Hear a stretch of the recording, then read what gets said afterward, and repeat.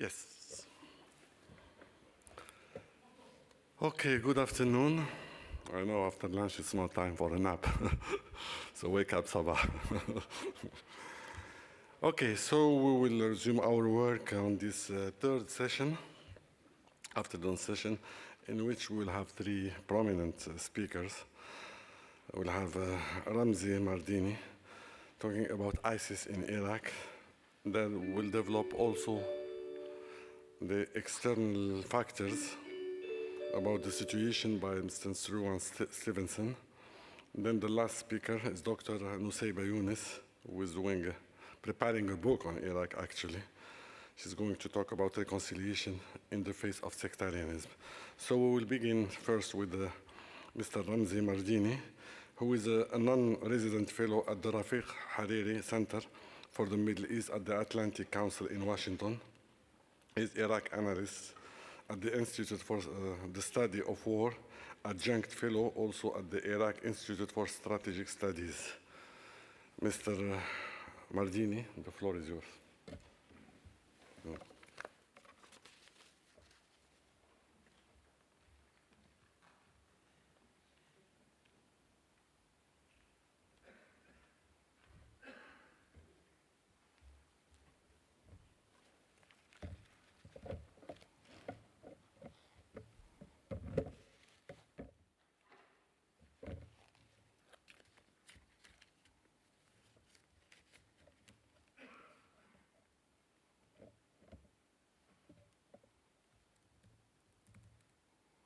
Okay. Can anyone hear me? Everyone hear me? Okay. While my topic is on ISIS in Iraq, I'm also going to be going into mixing it with Shiite militias as well as the national political scene, because I feel that they're all reinforcing one another. So last fall, the prevailing narrative in Washington was that the Islamic State represented the gravest threat to the United States since the terrorist attacks of September 11. From fears of terrorism against the homeland to concerns of existential threats against US allies in the region and the security of the world's oil supply, the danger posed by ISIS appeared to entail catastrophic proportions and the stakes of vital US interests. In responding to the growing pressure to act, President Obama pivoted away from his initial position of military restraint and adopted the doctrine of armed intervention. Today, US military strategy is centered around air power, while attempting to train and help organize indigenous and regional ground forces to take on ISIS, both in Iraq and Syria. This, in my opinion, was an overreaction and a misdiagnosis of the problem. Not only was ISIS an insufficient threat to warrant pulling the US into another war in the Middle East, but the risks of military action have gone unappreciated in Washington. Nothing more has contributed to ISIS's prestige and brand name than going toe-to-toe with the lone superpower. And so what we're looking at is, my position is that the ISIS threat was initially overstated, that it was not capable of bulldozing over US allies or taking control of the Persian Gulf or becoming a political venue for the masses, and that Western military involvement, while well-intentioned, has led to ISIS becoming a much more significant threat than it would otherwise have been.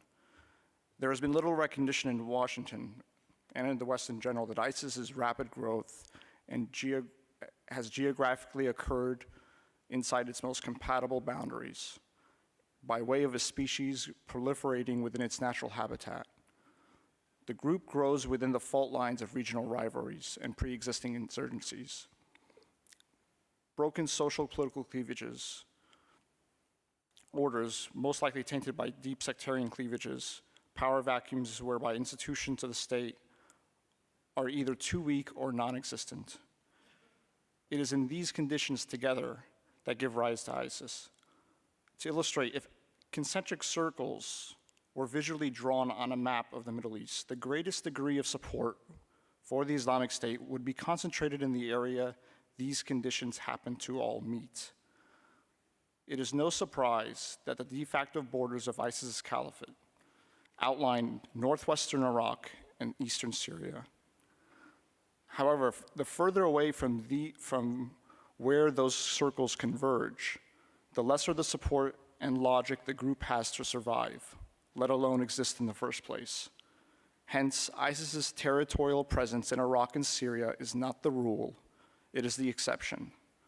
The borders of the Islamic State have, more or less, reached their outer potential long ago, and this is especially the case in Iraq.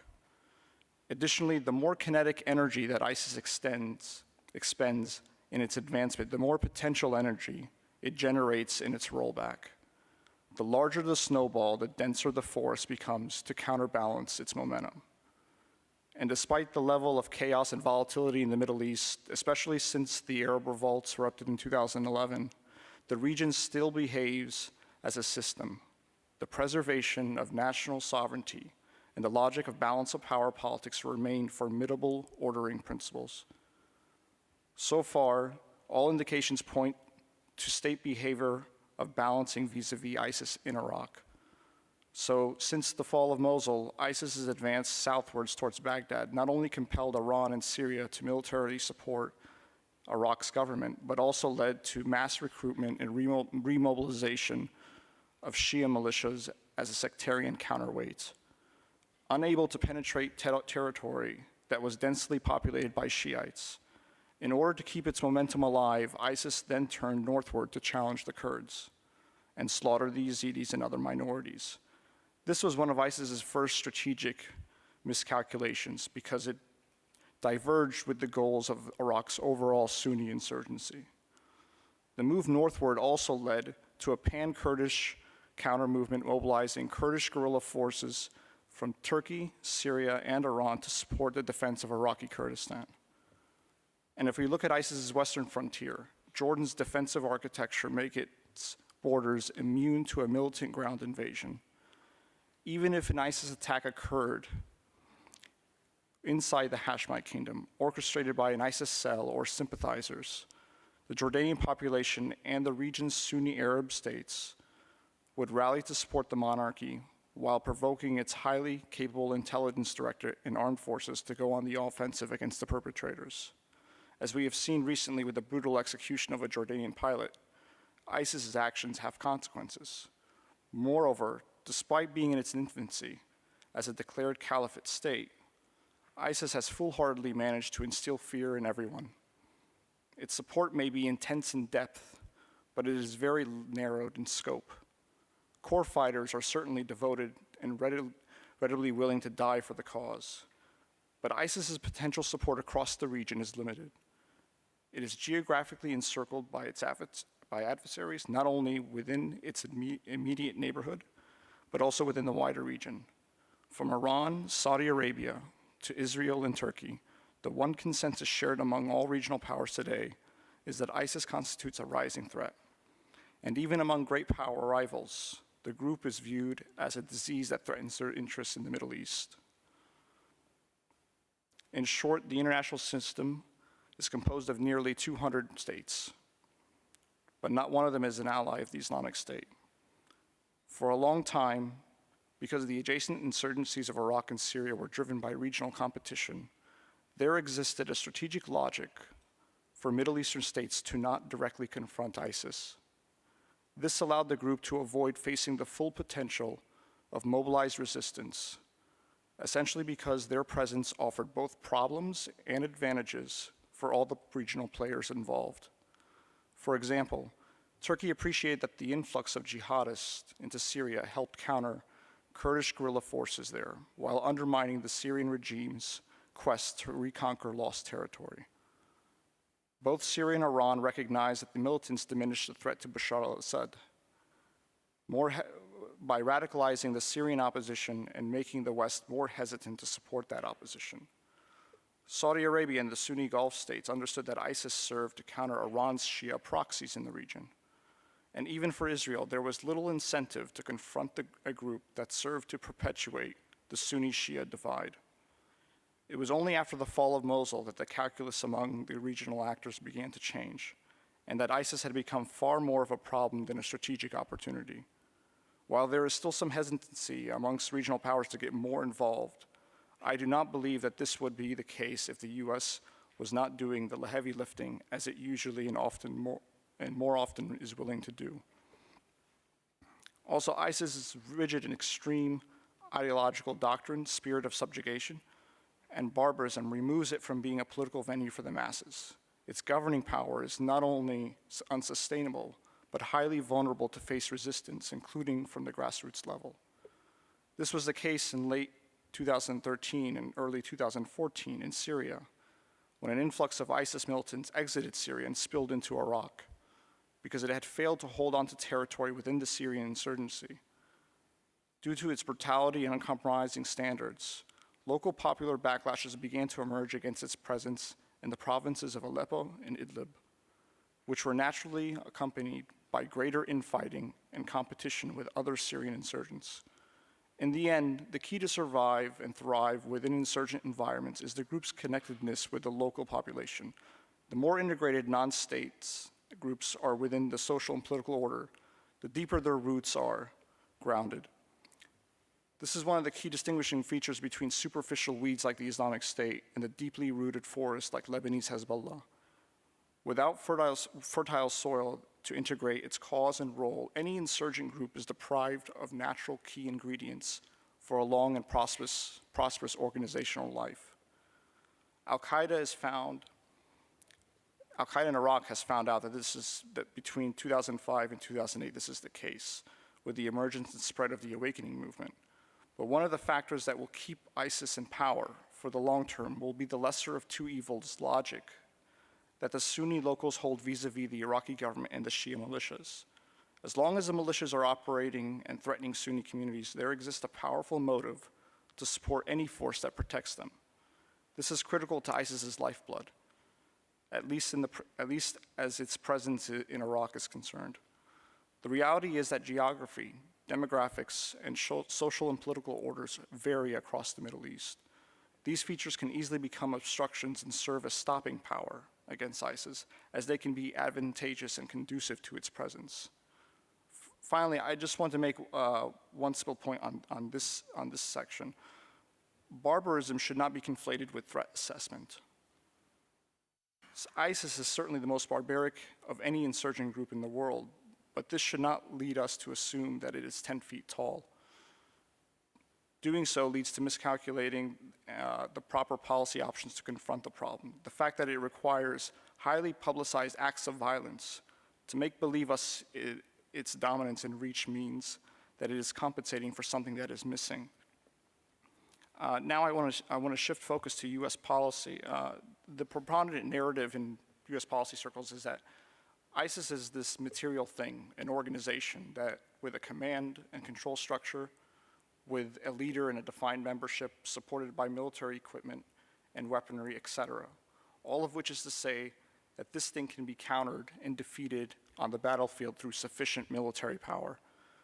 This way of thinking is not only dominant, but also typical of how US policymakers deal with terrorist threats. They focus on body counts and not necessarily so much on changing underlying political and social conditions. If you look at the historical record since 9/11, our exercise of hard power in the Islamic world has only exacerbated, complicated, and proliferated the problem of terrorism in ungoverned spaces. And moreover, our knowledge about the effectiveness of air power within insurgencies is unclear at best and problematic at worst. There are plenty of assumptions, but we really don't know much about the effectiveness over the course of years and decades, whether or not targeting insurgents from the air end up creating more insurgents than they permanently take off the battlefield.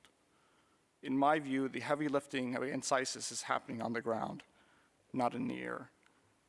And despite the numbers of ISIS fighters killed by air power put out by the Pentagon, it is nowhere near the number of ISIS fighters that have joined the group since the air campaign began last summer, where ISIS's membership began to explode by the tens of thousands.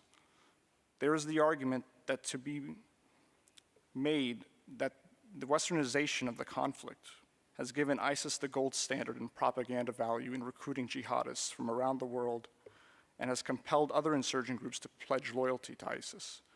We have to remember something important. In ISIS's world, Having the great Satan involved in your war legitimizes you in the eyes of other jihadists and extremist groups.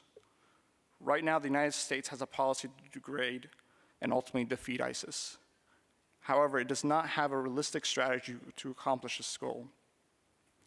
Now, there are some in the United States who look at the goal that President Obama laid out in his major address on ISIS last September and make the case that if the goal was to defeat ISIS, we need boots on the ground.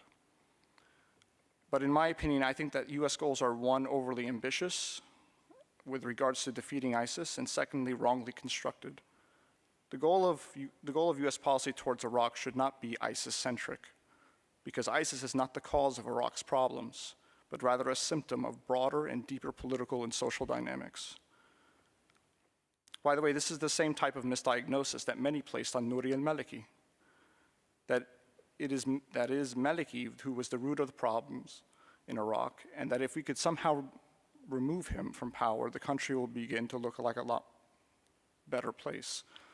Despite how widely held, this type of perspective towards the Maliki problem or the ISIS problem stems from the same mistake, a fundamental attribution error, in which we overemphasize dispositional factors such as the individual's personality or beliefs, while underemphasizing the role the environment plays in shaping that behavior. Take, for instance, this description. Iraq is partially a failed state. Sunni insurgents control huge swaths of territory. Shia militias roam the south. The Kurds are looking more and more inward with an eye fixated on increasing their autonomy. Intense political disputes threaten the country's unity. Corruption is rampant. Sectarian politics is alive and thriving.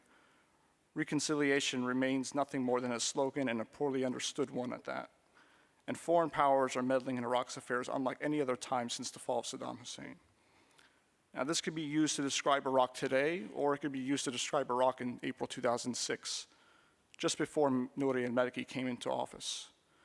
This isn't to say that Maliki holds no blame, but the main point is this: Iraq's core ills are structural and much older and deeper than one man. So the assumption that his replacement, Haider al-Abadi, will be able to transcend structure and impose his independent vision on Iraq's political landscape is simply a fantasy. The game is essentially still the same. Maliki didn't invent it.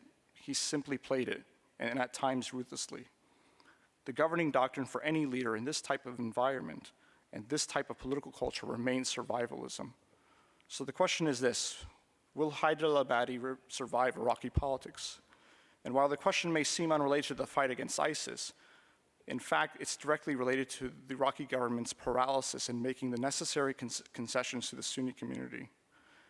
And this too also is the main feature that undermines construction of the National Guard initiative, which hopes to build a Sunni force with legal constitutional authority and a budget as enjoyed by the Kurdish Peshmerga. This isn't to say that the new Prime Minister of Iraq hasn't made some bold decisions early into his tenure, but it's the fact that his political survival remains an uncertainty. On the one hand, Abadi's dilemma is characterized by his practical weakness. On the other, it is shaped by his political vulnerability. For him, the real danger to his authority lies within Iraq's politics, not ISIS. To lessen his vulnerability, along with a high degree of uncertainty, he may be forced to follow the footsteps of his predecessor and attempt to consolidate power.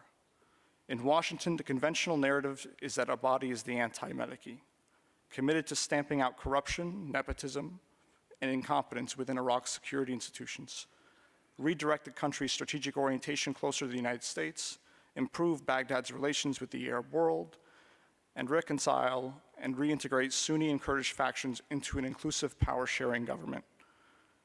In many ways, Abadi's rhetoric and actions reflect the West's hopeful expectations. For example, the new prime minister sacked 50 senior officials from Iraq's military and security institutions, including Adnan al-Assadi, then the acting Minister of Interior and a close Maliki ally. He announced that Iraq allegedly paid 50,000 ghost soldiers from its budgetary payroll and made it his goal to challenge those actors benefiting from a corrupt and broken system, even if it meant that he might be assassinated. But while Abadi presents a willingness to cut against the grain of Iraqi politics to combat corruption incompetence, and sectarianism. The flip side is that these actions also follow the same path toward consolidating power and securing his position from current and potential threats to his authority. Purges within the security establishment were inevitable, but more importantly, have less to do with fighting corruption itself. Despite Abadi and Maliki coming from the same Shia Islamist party, the new Iraqi leader, who surprisingly has as his advisors many of the same faces that surrounded Maliki, was never going to allow the security architecture that his predecessor built to remain intact. To do so would undermine his position and jeopardize his political survival. Thus, what we could be seeing from Abadi is realpolitik masked with idealist cosmetics. Abadi has openly pleaded for increased security assistance from the United States in the form of more airstrikes against ISIS militants and more military resources supplied to Baghdad. And while Washington may view that the Prime Minister's calls for more Western military engagement as a desire to see greater American influence, one should not interpret it as a willingness to reorient Iraq's strategic orientation closer to the United States and away from Iran. For Abadi and those around him, the defeat of ISIS is not a goal in of itself, but a means to secure and build the regime and its control. Abadi surely desires intensified U.S. engagement, perhaps on all fronts, but the underlying rationale for this engagement is driven by concerns over his political survival. He worries, first and foremost, of perceptions of his weakness, incompetence, and ineffectiveness. Indeed, just as the U.S. military's presence and the troop surge, for that matter, served to build and secure the Maliki regime, the current Prime Minister hopes to piggyback off the growing U.S. presence and influx of resources to help him fortify and deepen his staying power. While cautiously optimistic of Abadi at first, who no doubt has a much better style of governing and engagement than Maliki, many Sunni Arab political elites now see the Prime Minister as an ineffective leader and someone too weak to deliver on his promises. To satisfy Sunni and Kurdish demands, the Prime Minister needs to make compromises to devolve Baghdad's power. But he is not powerful enough to make those concessions, and moreover, in doing so, it would undermine his own survival. While it is too early to tell, Abadi's path to securing his position may come in the form of masking his consolidation of power through reforms that increases his control and builds a regime loyal to him. Maliki is gone, but patronage politics has not suddenly disappeared from Iraq. And while the West hopes that Abadi shapes Iraq, it may be the case that over time, Iraq will shape Abadi. The one constant feature in Nouri Maliki's erratic behavior was survivalism. Nationalism and sectarianism were merely his political tools, not his ideology. To be certain, the same structural and systemic features that have characterized post-Saddam Iraq remain intact. The constraints that limit compromise and the incentives to maximize and centralize power are still functioning. They remain forces that Abadi must recognize, especially if he wishes to survive in Iraq's politics. I'm going to make some points on the Shia militia problem. 1 minute, please, because we have other speakers. Let me see here. I'll say this. In general, militia formation emerges within weak states. But as a state grows in capacity and attempts to reassert its sovereignty, a defining problem then becomes fixated on how to disarm, demobilize, and reintegrate these unofficial forces into an official framework. The Abadi government is currently confronting ISIS and other insurgent groups while piggybacking off the presence of strength of Shia militias on the battlefield. Given the collapse of 4 of Iraq's 14 divisions over the summer, Shia militias have become more functionally tied to the state's security architecture. And the security assistance that Washington provides Baghdad is trickling down to these militia forces. Hence, the power of these militias also only grows as a function of the threat posed by the Islamic State. Today, Abadi is dependent on Shia militiamen to counter the threat posed by Sunni militants. Now, Baghdad could attempt to tackle both the Shia and Sunni armed group problems simultaneously, but such a strategy would undoubtedly jeopardize Abadi's political survival. And as I said before, the new and weak prime minister has yet to consolidate his power and remains dependent and constrained by Shia power brokers, most especially Iran, a fact of Iraqi political life that is unlikely to change anytime soon. Thank you.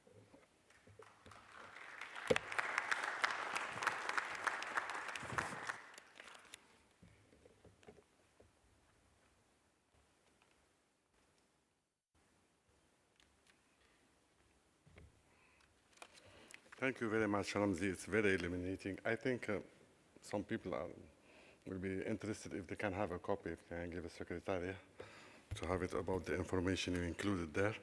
So now let me move to the second speaker on my list, Mr. Struan Stevenson, who is the chairman of the European Iraqi Freedom Association.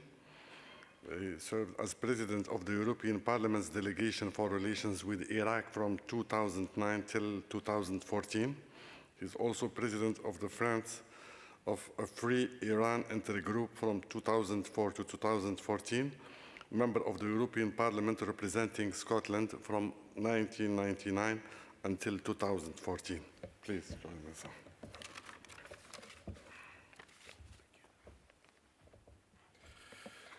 Thank you, Mr. Chairman. Ladies and gentlemen, it's a great privilege to have been invited here by the conference in Riga by the Peace Ambassadors for Iraq, and I congratulate you on your great initiative in setting up this foundation and pursuing such a principled objective, because surely peace and reconciliation in Iraq is what the beleaguered citizens of that country, who have lived for so many years under oppressive dictatorships like Saddam Hussein, followed by 2 catastrophic invasions by the West, and the ensuing insurgency and brutal incursion now of ISIS, surely peace and reconciliation is what they deserve. The civilized world has united in its condemnation of the barbaric beheadings of innocent Western aid workers and Egyptian Coptic Christians, and the horrifying burning to death of the brave Jordanian pilot by the so-called Islamic State. Their rapid expansion from Syria across vast tracts of Iraq, and their subsequent murderous campaign against Christians, Yazidis, and anyone who didn't fit with their perverted version and vision of Islam, has shocked the world. Demands for revenge against the perpetrators of such incomprehensible acts of inhumanity have been universal.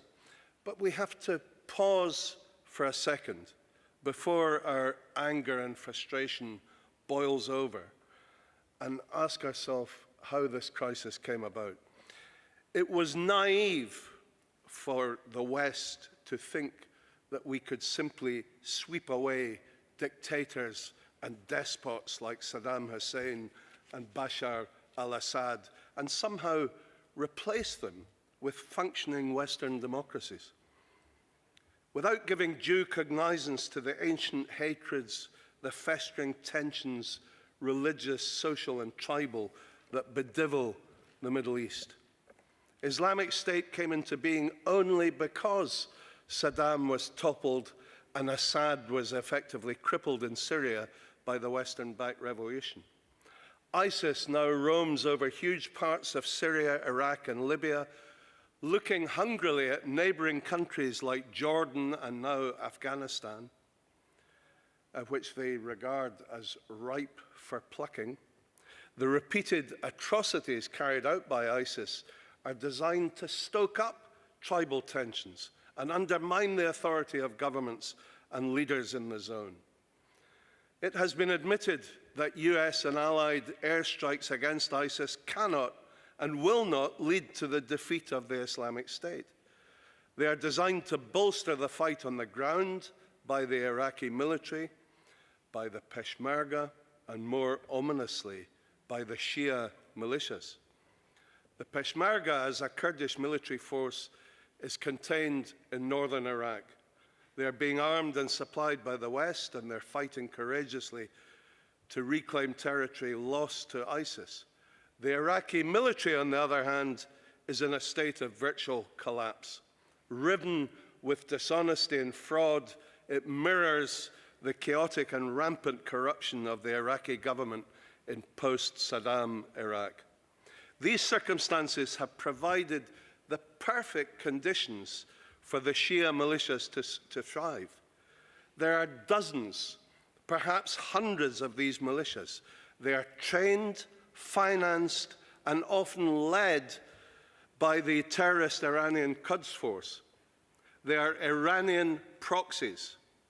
So the US and allied airstrikes are actually aiding and abetting Iran in achieving its ultimate objective, which is total control of Iraq.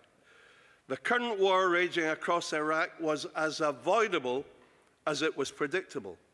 When I was elected President of the European Parliament's Delegation for Relations with Iraq in 2009, I warned that Nouri al-Maliki's second term as Prime Minister, insisted upon by Iran and supported by the US, was a tragedy for the Iraqi people, for the region, and for the world. As a puppet of the Iranian mullahs, he encouraged the Iranian-led Shia militias and used them to enforce his merciless, iron-fist sectarian policy of indiscriminate bombing, shelling, arbitrary arrests, torture, and mass execution of Sunni citizens, innocent Sunni civilians. The number of executions in Iraq rose to record heights, and an increasing number of political opponents found themselves faced with trumped-up charges of terrorism.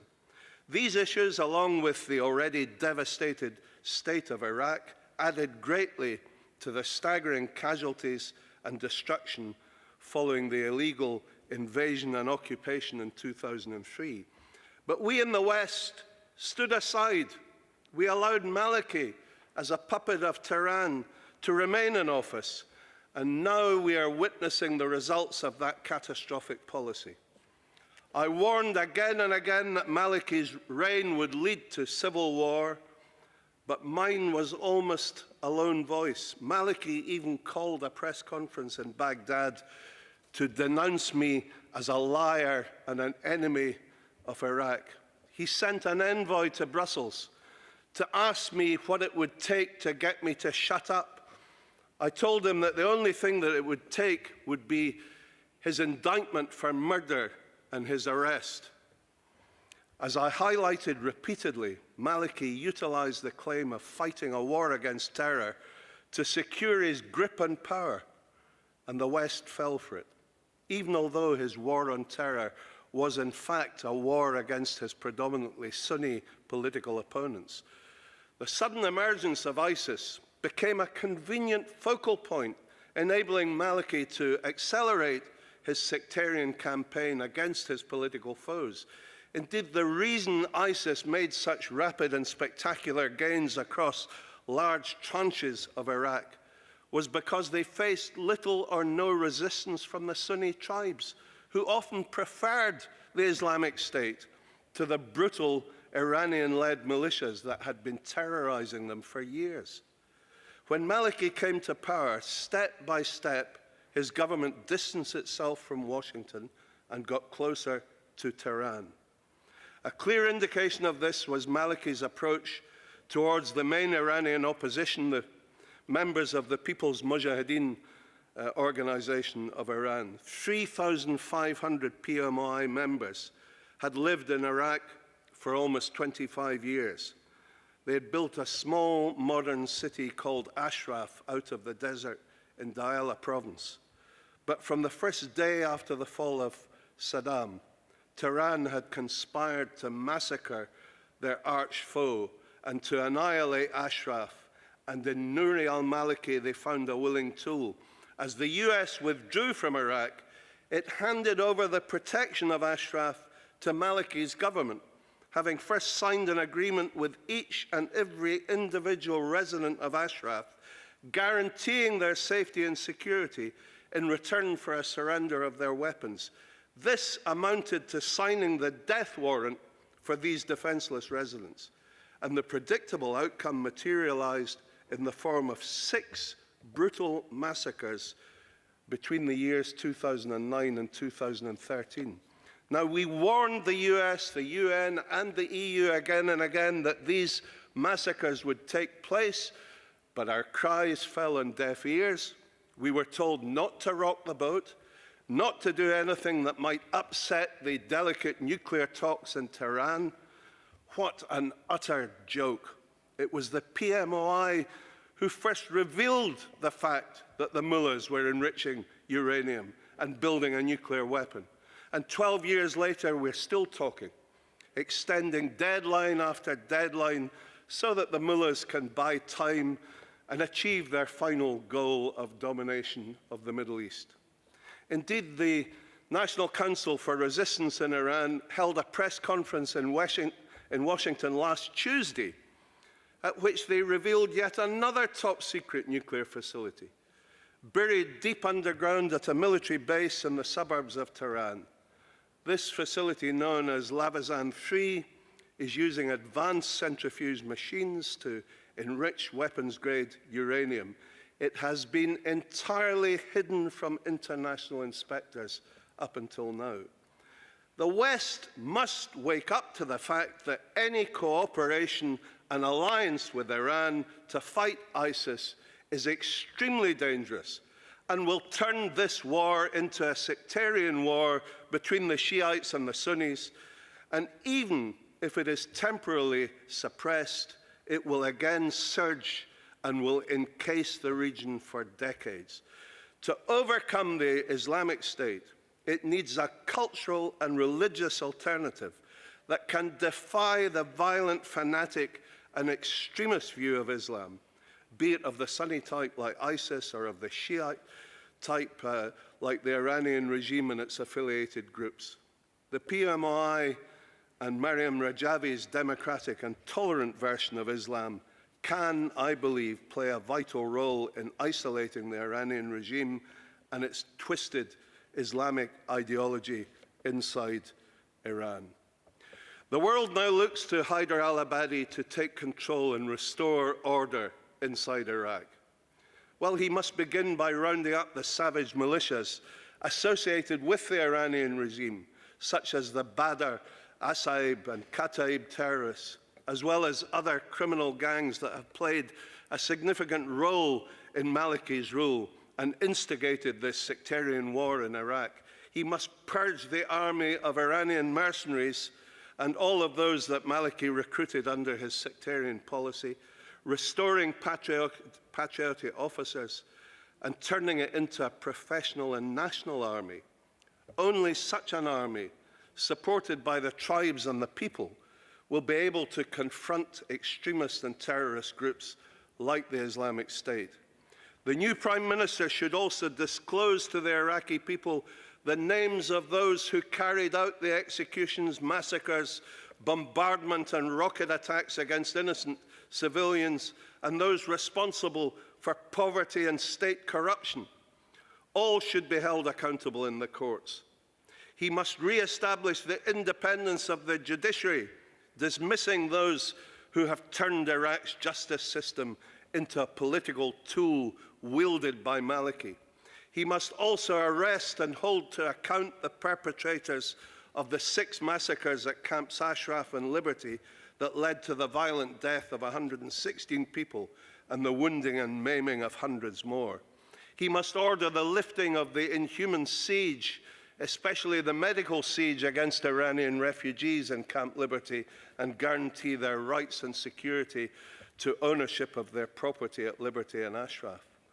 But I have to say that so far we have seen little to encourage us that Dr. al-Abadi will take the rapid steps necessary towards implementing any of these measures.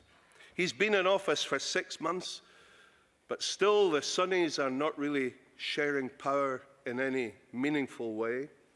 Sure, there are Sunni politicians in his cabinet, but they are largely the same ones who served under Maliki, and they're still in the same powerless positions. He must reintegrate these prominent Sunnis who fought against Maliki, like the former Vice President Dr. Tariq al-Hashemi. He must release the thousands of Sunni political prisoners. He must openly condemn the excesses of the Shiite militias and evict them from Iraq. He now has in his hands the historic role of saving Iraq or presiding over its total disintegration. And it's also imperative for Obama to change his policy in Iraq, as tens of thousands of Shia militia fighters under the command of the Iranian terrorist Quds Force General Qasem Soleimani prepare to recapture the city of Tikrit from ISIS. The Americans are set to launch airstrikes against ISIS command centers. They have effectively become Iran's allies in the war against the Islamic State. This is a very misguided and dangerous strategy which, even if successful, will simply enable the Iranian regime and its brutal militias to replace ISIS, effectively taking over Iraq in the process. I've published a comprehensive report on Iraq in the past few days, and copies are available in this conference, or you can find it on the European Iraqi Freedom Association website. And it encompasses all of the issues that I've highlighted in this presentation, and it charts the predictable rise of ISIS and the strategies required to defeat them and restore peace and stability in Iraq. I've also written a book entitled Self-Sacrifice: Life with the Iranian Mujahideen, which will be published in June, to tell the story of the abject failure of the West policy of appeasement to the Iranian mullahs and their marionettes in Iraq. I gave my wholehearted support to the Iranian Mujahideen at a time when they were still unjustly listed as an international terrorist organization. And I suffered smears and attacks from all sides when I campaigned successfully with many of my colleagues, many in the hall here today, to have them removed from the US, UK, and EU terrorist blacklists. I think my book provides a disturbing account of the mistakes, duplicities, and blunders that have led directly to the rise of ISIS and the catastrophic events that now engulf the Middle East. Iran has seized this opportunity to extend its malign influence. The West has sown the wind, and now it will reap the whirlwind. And that's why this conference in Riga is so timely, and that's why the quest for peace and reconciliation in Iraq is so vital. ISIS will not be defeated unless the Iraqi people rise up in unison to confront them. And the Iraqi people will never unite unless the Iranian militias are first driven from their territory. Thank you.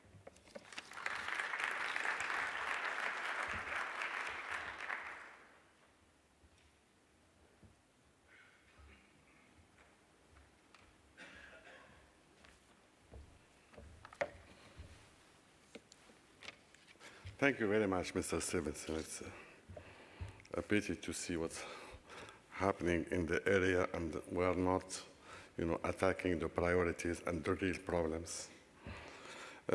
Now we will move to the last speaker of our session, Dr. Nussaibah Younis. She's a senior research associate at the Project on Middle East Democracy in Washington, D.C. Dr. Younis is an expert on Iraq, foreign policy, and her book on the subject will be published later this year. She's familiar face in TV in the US and also writing some op-eds.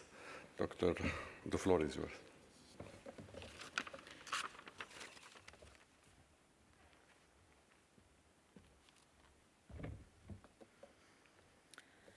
I'm going to give quite a different speech to one I might give in DC.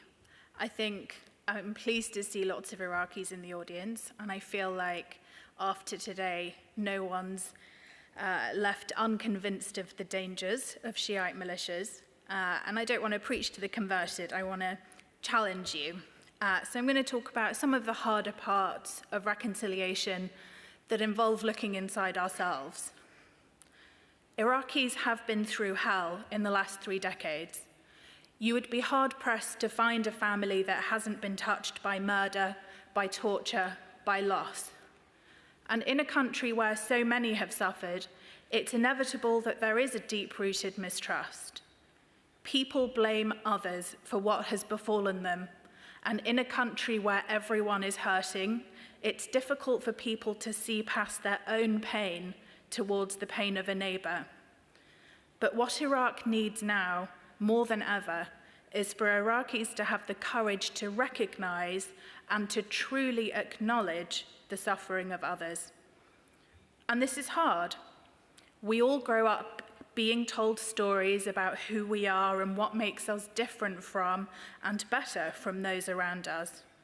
And as we get older, we tell ourselves stories, interpretations of the truth that help us to make sense of our lives and what has happened to us. Above all, when tragedy strikes, we look for people to blame. And to rise beyond the need to blame takes hard work and a level of self-reflection that's uncomfortable and difficult. But we need to recognize that all Iraqis, no matter what sect, are victims. Victims of Saddam Hussein's despicable authoritarian government, victims of a devastating sanctions regime, victims of a disastrous invasion, and now the victims of a vicious extremist army. It's when we play down, when we belittle, or when we refuse to recognize the suffering of others that we prevent reconciliation. If your family did okay during the time of Saddam Hussein, it's time to stop telling those people who were victims of his genocidal campaign that everything was better when Saddam was in power. It's time to stop denying who and what Saddam Hussein really was and the horror that he wreaked upon hundreds of thousands of innocent Iraqis. It's time to stop doubting the mass graves and to stop saying that the Kurds were treasonous and brought chemical attacks on themselves. No Iraqi deserved Saddam Hussein.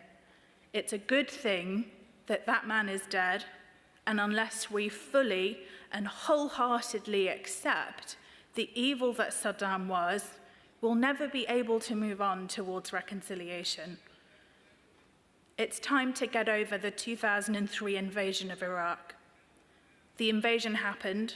Most Western politicians who backed the invasion now recognize the colossal mistakes that were made, but it's been 12 years, and it's not helpful to keep blaming the invasion for all the ills that followed.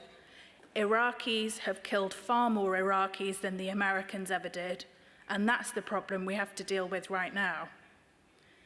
And it's time to stop blaming Iran for everything that's gone wrong in Iraq.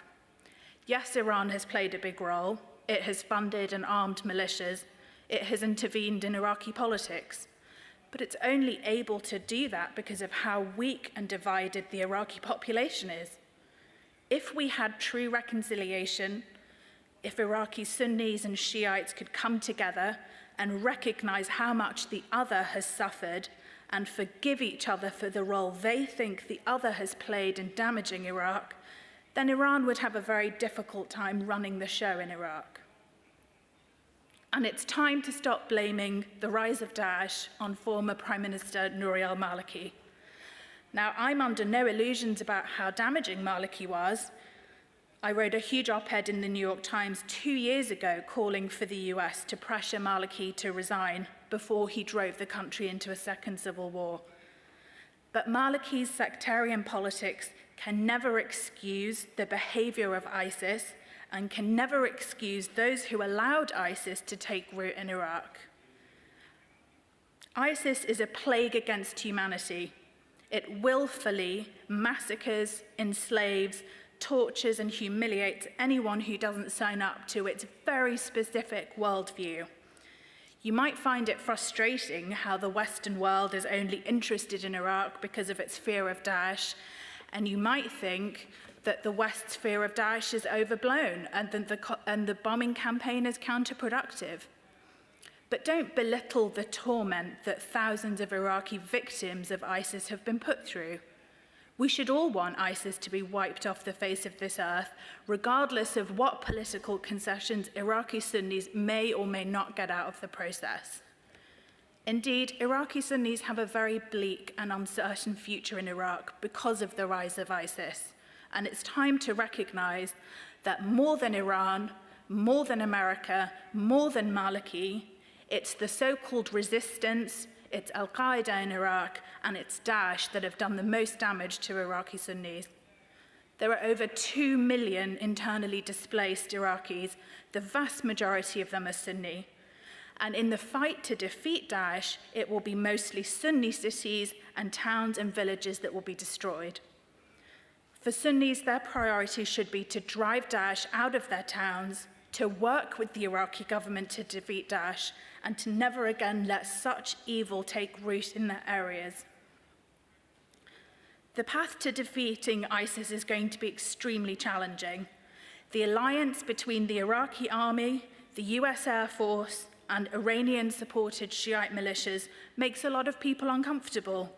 And yes, there have been many instances of Shiite militias killing innocent civilians and burning their homes when they retake towns from Daesh. But don't say Shiite militias are worse than Daesh. Yes, some of them have committed terrible crimes, but they aren't worse than Daesh. They don't simply exist to exterminate everyone who isn't like them. Even if you are opposed to the role of Shiite militias, you have to think about it from the perspective of Iraqi Shiites. Think how you would feel as a Shiite whose sons were killed in the Speaker massacre. When Sunni and Shiite soldiers were separated and over 1,000 Shiites were shot by Daesh members and buried in a mass grave. If your sons were amongst the people in that massacre, wouldn't you fight?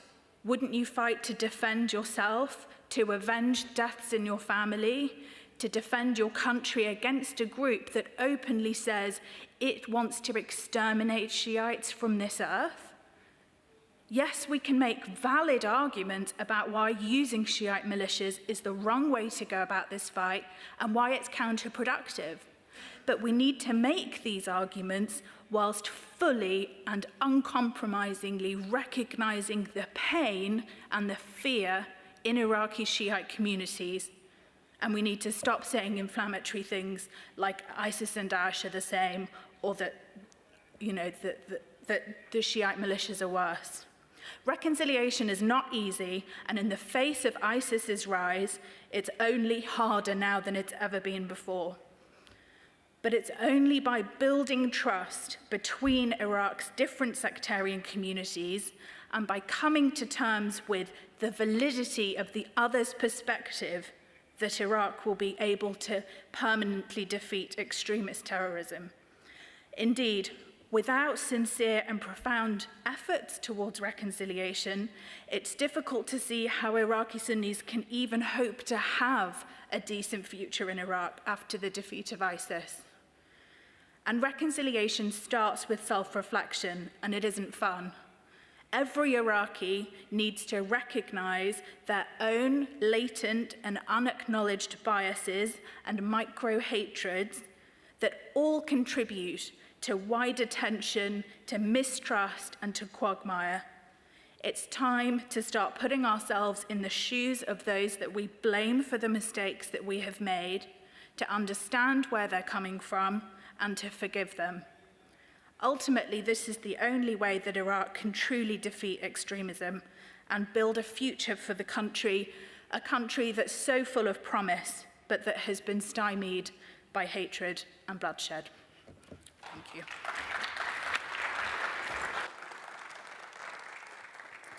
Thank you very much, Dr. Nussaibah. I think we still have 7 minutes, so we can take 2 or 3 questions. Sorry. No.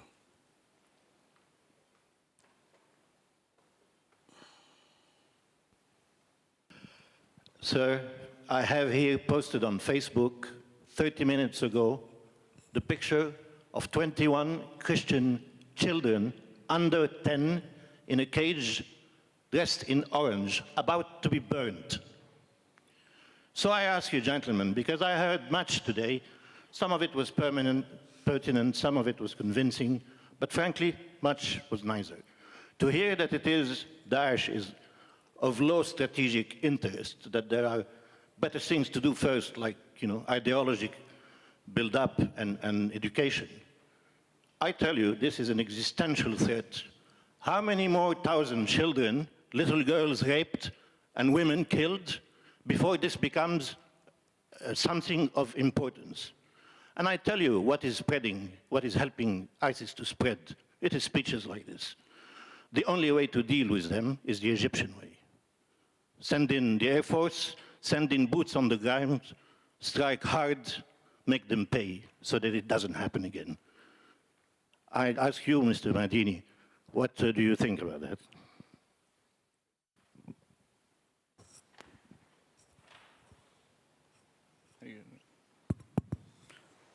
Well, I mean, this is exactly my point. You're conflating barbarism with the level of threat. Those are two different things. One is based on capability, one is based on perception. And so, I mean, obviously that is quite a brutal scene that you pictured there, but again, we can't be pegging our policy based on how we feel or based on how we feel that the organization is a threat to us. This is part of their propaganda. This is why ISIS is so able to instill fear in many organizations, because it is so well adapted to propaganda better than any other organization in Syria or Iraq. And the second view is, I mean, your prescription is basically military power against ISIS.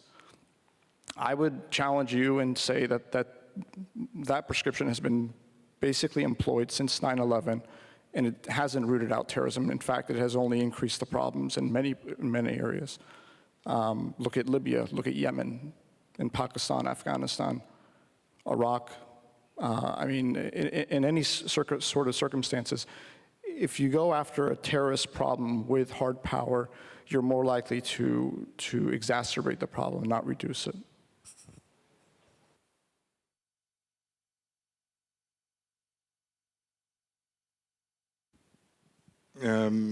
Yeah, my name is Dirk Adriaansens. I'm from the Brussels Tribunal. We are the largest network on Iraq, anti-occupation network worldwide.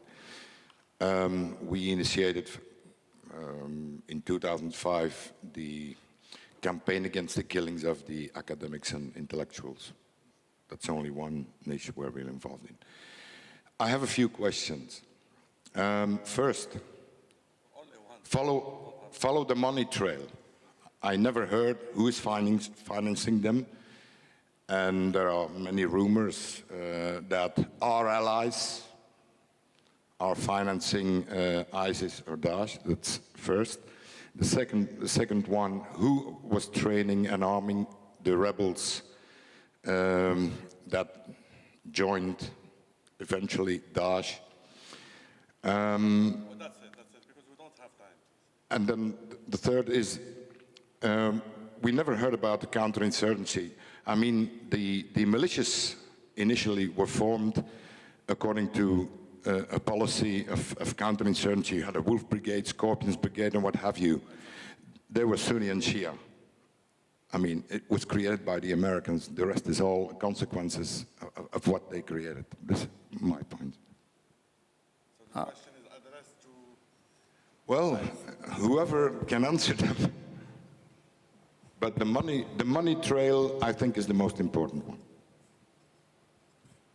Yeah, on the money trail, it's quite clear that after the fall of Mosul, ISIS became an extremely wealthy terrorist organization. They took over banks, they have oil reserves that they've been selling. They're one of the wealthiest terrorist organizations now worldwide.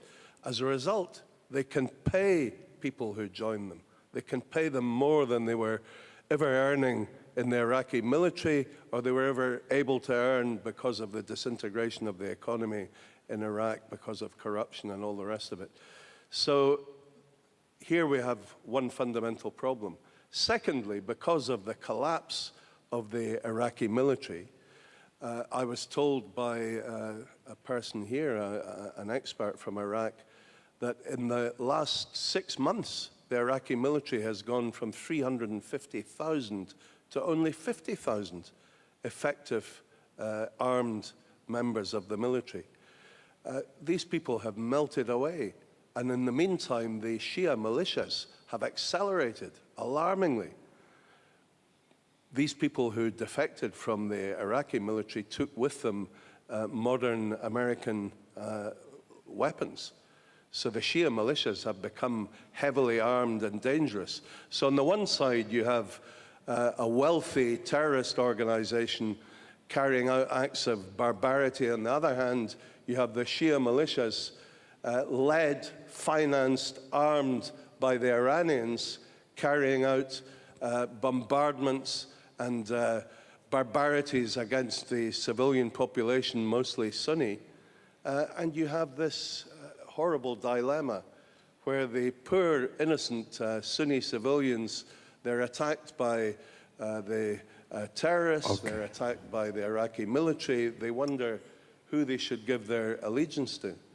So, you know, my conviction is that only by rebuilding a national army, the Iraqi military, an inclusive army that embraces the Sunnis, the Shias, the Christians, the Yazidis, the Turkmen, everybody in the Iraqi military, training it, and there we need the American help.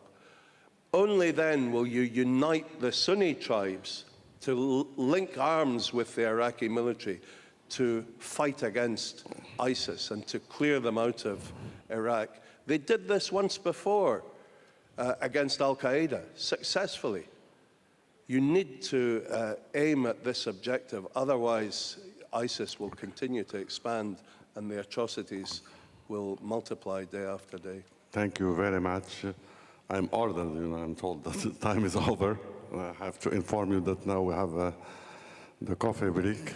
I think if there are any other questions, since everybody is going to have the coffee, we can continue. Then we will resume after half an hour exactly. Thank you very much.